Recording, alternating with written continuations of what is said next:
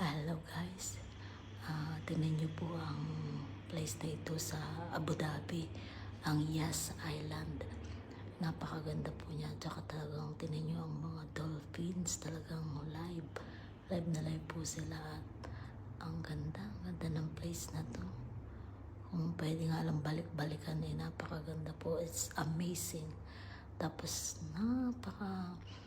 ganda, talagang as in maganda. Isa po ito sa napuntahan ko dito sa Dubai na talagang napakaganda. Tsaka ito lang po yung place ng mga dolphins na sumasayaw na, diba? Ang mga dolphins talagang natuturuan sila, ang gagaling nila.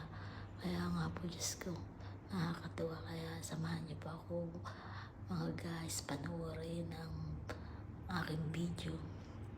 Tingnan niyo po, mga dolphin talagang natuturuan sila.